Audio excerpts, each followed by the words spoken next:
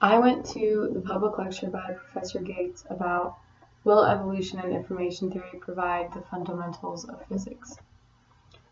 Some of the main points were that the information part is a done deal and is critical to understanding the basis of our universe.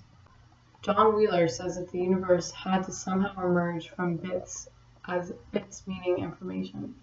Sir Isaac Newton said that F equals ma tells us how things move, how to build things tells us everything we need to know. But we know that calculus is actually the answer to what is motion. J.J. Thomson discovered electrons, which don't use F equals ma. They have a more complex motion equations called quantum mechanics. Something that I learned was that protons and neutrons have something smaller inside of them.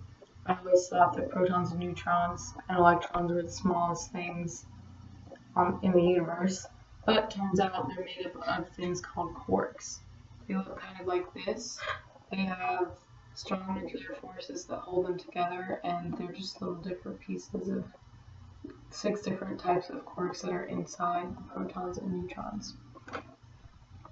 I also learned that a photon can pass through another photon, which I didn't really understand at first, so I researched that a little bit, and I learned that a photon isn't really a particle or a wave. I have to remember that we just model it that way so that we can try to understand it.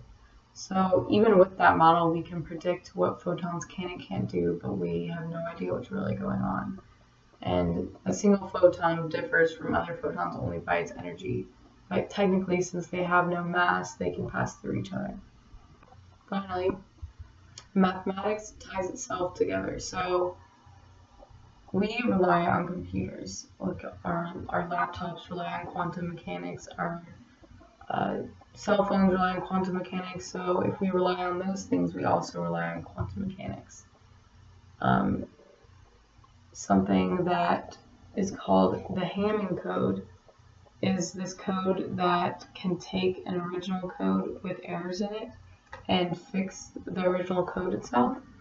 So when it can fix the mistakes that happen in transition when a code is being sent between communicating devices. So I didn't really, 1371 didn't go very well for me, so I decided I wanted to look at more of the initial question of will evolution and information theory provide the fundamentals of physics. I wanted to kind of look at the evolution part of that question because we didn't really talk about it in the public lecture very much. And some of the things I found were that when we think about evolution, some of the first things we think are population genetics, which it's talking about family trees and how we pass our genes down to the generations below us. But we know that when the universe first started, there was a simpler life before genes and there were no species. And it's interesting that evolution has gone on for the last 3.5 billion years, but very fast initially. So at the beginning, it was a super fast form of evolution, and now we're at this point of the species we know now. So we want to know why that has happened.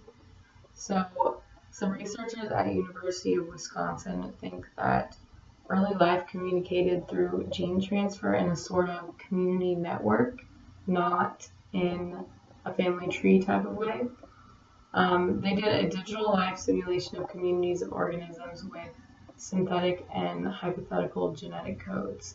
So the computers had genomes and genetic code that they evolved, and they discovered that the genetic code can only become unique through this network, and that life had gotten this error minimizing code when it would try and fix this genetic code itself. So that's a pretty cool thing that I researched further. Thanks.